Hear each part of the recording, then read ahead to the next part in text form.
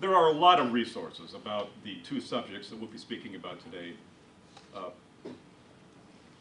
we might more generally refer to as eligibility exams and fitness exams, or qualifying exams and fitness exams. I'm not going to be covering all those resources. This is going to be some breadth and a good deal of depth. But there are a lot of components and aspects of both the qualifying exams and fitness exams that we're not going to be talking about today. We can't cover it all in 10 hours. So I'm really focusing in on what I think is going to be some structure that may be useful to you, as opposed to trying to ensure that every element of knowledge of qualifying and fitness exams are covered. For example, some of the things we won't be talking about is, in any great depth, is test interpretation. I'm assuming that all of you who are involved in either qualifying exams or fitness exams are competent to interpret the tests that you use. So we're not going to spend much time, although I do have some case illustrations that we'll get into. And there are some excellent resources that I'm not going to try to repeat what they say. Peter Weiss has edited a book that was published last year that has a lot of very fine articles, some published by folks that are in the room today, or written by folks in the room today. It's Personality Assessment in Police Psychology, published in 2010. Rostow and Davis have a book on fitness for duty evaluations, published in 2004. Tony Stone has a fitness for duty evaluation book, principally for agencies, but also useful for psychologists, published in 2000. And of course, there's a edited book coming out, in March, I think it is.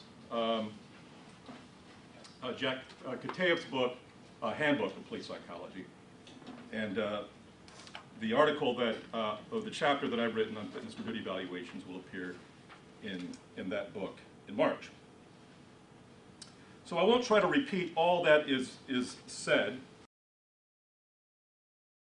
So here's what we're going to be talking about very, very quickly for the San Diego group and the graduate students and those who are new to police psychology. We're just going to quickly go over the 4 domains that Jocelyn referenced. We're going to talk about some legal and ethical foundations.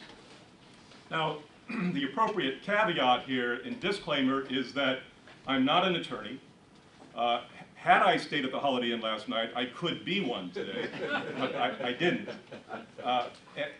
But that's not going to stop me from telling you the plain reading of the law. You can apply it only to specific circumstances with the aid of an attorney, and you should seek an attorney when applying any law to specific circumstances. But I will share with you my understanding, but please, let's be clear about the limitations of any advice that I might offer you with respect to an understanding of the law.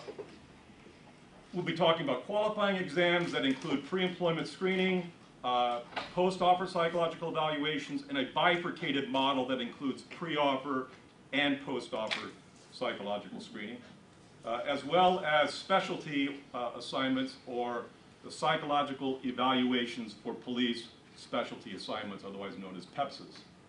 We'll give a brief reference to those as well, depending upon how much time we wind up having at the end of today. And then we'll talk about fitness for duty evaluations.